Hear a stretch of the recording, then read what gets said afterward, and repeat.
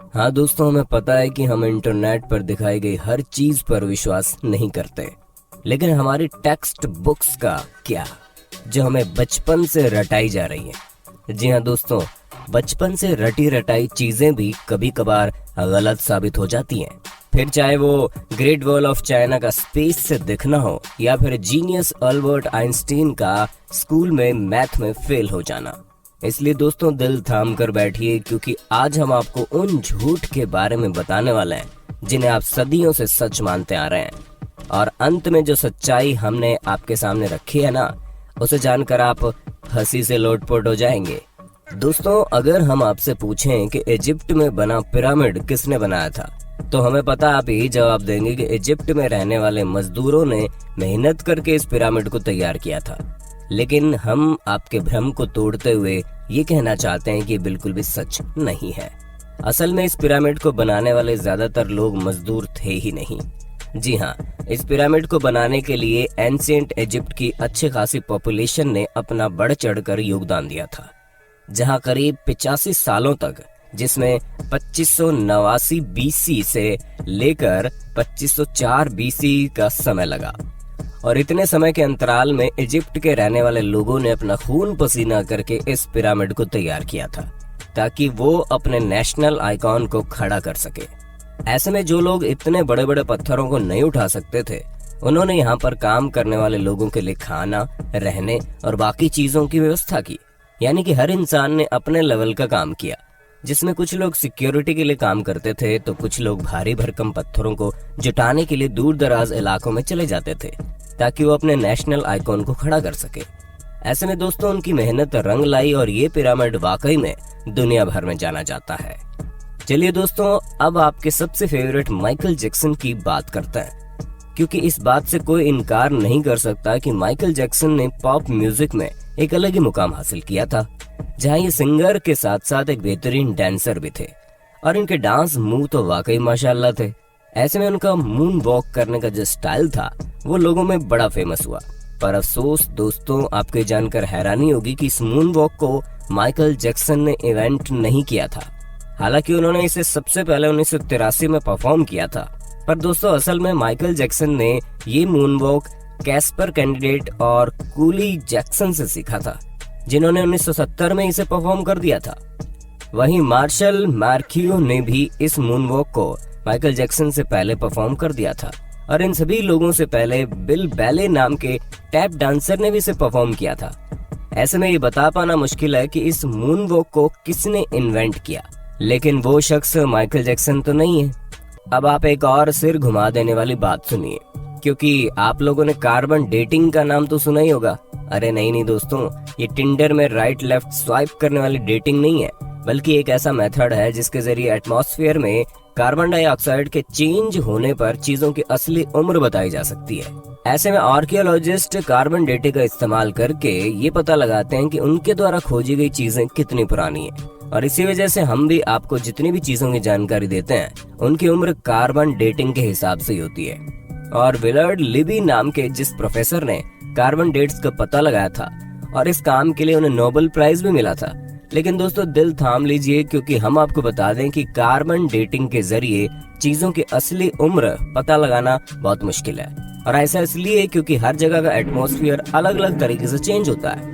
हालांकि कुछ हद तक चीजें सही जा सकती है, लेकिन अब आप खुद सोचिए कि दो प्लांट हो, जिनमें से एक अमेरिका में हो और एक ग्रीनलैंड में, तो जाहिर सी बात है कि टेम्परेचर इफेक्ट की वजह से दोनों की ग्रोथ में काफी डिफरेंस आएगा। इसी तरह से कार्बन डेटिंग का भी हिसाब किताब है। अब चलिए दोस्तों, आपको एक और मिथ बस्टर स्टोरी सुनाते हैं, जो किसी और की नहीं बल्कि लॉक नेस मॉन्स्टर की फेक फोटो स्टोरी है। जी हाँ दोस्तों, जहाँ इस मॉन्स्टर की फोटो को न्यूज़पेपर में दिखाकर लोगों को हैरान करने में कोई कसर नहीं छोड़ी गई थी। और कई सारे लोग तो इस बात पर विश्वास भी कर बैठे थे कि सालों पहले गायब हो चुका ये क्रिएचर अब वापस से तहलका मचाने आ गया है। ऐसे में दोस्तों, लॉक नेस को स्कॉटलैंड में देखे जाने की बात कही गई।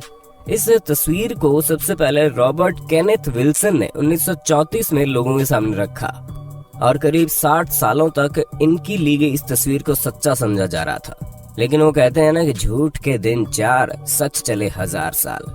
हाँ दोस्तों, हमें पता है हमारी बनाई गई कहावत उतनी अच्छी नहीं है, लेकिन इस जगह पर बिल्कुल फिट बैठती है, क्योंकि 1994 में ये बात लोगों के सामने आ गई कि लॉक नेस मॉन्स्टर का जो शेप उस तस्वीर में था वो कुछ और नहीं बल्कि एक टॉय सबमरीन थी, जिसे पानी में इस तरह डाला गया था कि वो उस क्रिएचर की तरह दिखाई दे।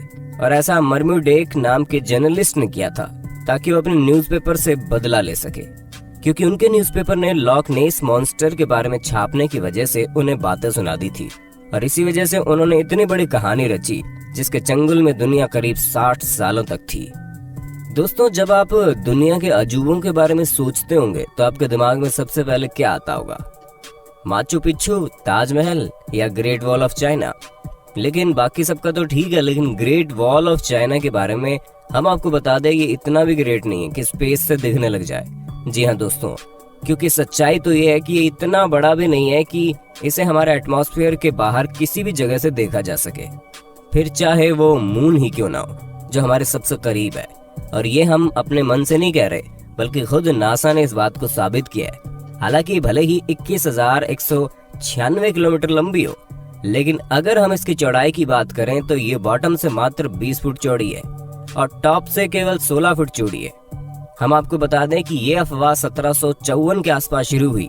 ऐसे में ये चीज हमारे चांद पर पहुंचने और स्पेस में सैटेलाइट पहुंचाने से बहुत पहले की बात है। तो ये सिवाय अफवाह के और कुछ नहीं है। अब भले ही हर साल यहाँ पर करोड़ों की संख्या में लोग आते हो, लेकिन अफसोस वो चाइना की जिस दीवार पर खड़े होते हैं वो स्पेस से तो नहीं दिखती। चलिए दोस्तों, चाइना से आप हमें ये बता दो कि दुनिया भर में तहलका मचाने वाला कोरोना वायरस चाइना की किस जगह पर सबसे पहले फैला था? हमें पता है आपको जवाब पता होगा, इसलिए कमेंट बॉक्स में एक भी इंसान का जवाब छूटना नहीं चाहिए। वैसे दोस्तों, जब कभी भी आप वाइकिंग्स के बारे में सोचते होंगे तो आपके दिमाग में सबसे पहले चीज क्या आती होगी? हमें पता है ज्यादातर लोगों को बड़े से जहाज का साइज और सींग निकले हुए हेलमेट याद आते होंगे, पर हम आपको बता दें ये दोनों ही चीजें झूठी हैं, जो कि हमारी मेन स्ट्रीम मीडिया द्वारा हमारे दिमाग में डाली गई। असल में कई सारे हिस्टोरियंस को वाइकिंग्स के समय के टूल्स मिले हैं, जिनमें से एक भी हेलमेट ऐसा नहीं मिला जिसमें सींग लगे हों। हालांकि ये माना जा सकता है कि वो लोग लड़ते टाइम खुद को बचाने के लिए हेलमेट का यूज करते होंगे, लेकिन इसका मतलब ये नहीं है कि उनके हेलमेट में ही डायरेक्ट सींग लगे हों। दोस्तों, ये जो अफवाह है ये तब से फैलनी शुरू हुई जब गुस्ताव मालस्ट्रोम नाम के आर्टिस्ट ने अपने आर्ट में वाइकिंग्स के हेलमेट में सींग लगा दिए, और तभी से लोग ये समझने लगे कि उनके हेलमेट में सींग होते थे, जबकि ऐसा कुछ भी नहीं है। तो दोस्तों, हमें पूरी उम्मीद है आपको अपने होस्ट और दोस्त सैम की वीडियो में मजा आ रहा होगा। अगर हाँ तो साथ ही वीडियो को लाइक करते चलिए ताकि हम फ्यूचर में भी इसी तरह की इंटरेस्टिंग वीडियोस लाते रहें। दोस्तों, अब हम आपके दिमाग की सबसे बड़ी उपज को दूर करते हैं, क्योंकि कई सारे लोगों को ये सिखाया जाता है कि अल्बर्ट आइंस्टीन जो कि इतने बड़े जीनियस थे, वो हाई स्कूल में बेसिक मैथ की वजह से फेल हो गए थे। तो दोस्तों, ये बिल्कुल गलत है। जी हाँ, ऐसा कुछ भी नहीं है, बल्कि आइंस्टीन तो उल्टा मैथ के जीनियस थे, जहाँ मात्र 15 साल की उम्र में उन्होंने मैथ में अपनी बहुत अच्छी पकड़ बना ली थी। अब दोस्तों, जाहिर सी बात है, जो शख्स फिजिक्स की दुनिया में इतनी बड़ी उपलब्धियां पाया हो, उसे बेसिक मैथ ना आती हो, वो भी हाई स्कूल के समय में, ये चीज थोड़ी सी खटकती है। पर हमें तो बुरा उन लोगों के लिए लगता है जो ये सोचते हैं कि उन्हें मैथ नहीं आएगी, फिर भी वो साइंटिस्ट बन जाएंगे। अरे दोस्तों, साइंटिस्ट बनने के लिए मैथ भी जरूरी है, ठीक उसी तरह जिस तरह सिंगर बनने के लिए अच्छा गाना जरूरी है, और डांसर बनने के लिए अच्छे मूव्स करने जरूरी हैं, क्योंकि ये सभी चीजें बेसिक्स हैं। दोस्तों, हमें पता है आपको इस बारे में कुछ भी पता नहीं होगा, लेकिन हम आपको बता दें कि 19वीं सदी के मध्य में अमेरिका में एक बहुत बड़ी अफवाह चली थी, जहां पर सिगरेट बेचने वाली कंपनियां एडवर्टीजमेंट में कहती थीं कि सिगरेट सेहत के लिए अच्छी होती है। जी हाँ दोस्तों, हैरान मत होइए, एक्चुअल में ऐसा होता था, क्योंकि कुछ कंपनियां ये तक कहती थी कि डेंटिस्ट खुद लोगों को सिगरेट पीने की सलाह देते हैं और ये सेहत के लिए बहुत अच्छी होती हैं, जिससे टेंशन वगैरह भी कम होता है। और इस तरह के कई सारे एड कैंपेन उस समय चल रहे थे, जिसकी वजह से अमेरिका के करीब 45% लोग सिगरेट की लत लगा चुके थे। हालांकि अभी भी अमेरिका में सिगरेट पीने वालों की कोई कमी नहीं है, लेकिन उस समय पूरे 45% लोग सिगरेट पीते थे, यानी कि करीब 7 करोड़ लोग तो केवल सिगरेट ही पिया करते थे। वो तो बाद में पता चला कि ये सेहत के लिए हानिकारक है, जिससे भगवान आपको अपने पास जल्दी बुला लेते हैं, और इसी वजह से लोगों ने मरने के डर के कारण सिगरेट को टाटा बाय बाय कहना जरूरी समझा। पर शायद अभी भी कुछ लोग इस बात को नहीं समझते हैं। दोस्तों आज के लिए बस इतना ही। उम्मीद है आपको हमारी वीडियो पसंद आई होगी। अगर हाँ तो इस वीडियो के बारे में हमें कमेंट करके जरूर बताना और ऐसे इंटरेस्टिंग वीडियोस लगातार देखने के लिए हमारे चैनल को लाइक शेयर और सब्सक्राइब करना बिल्कुल ना भूलें। धन्यवाद।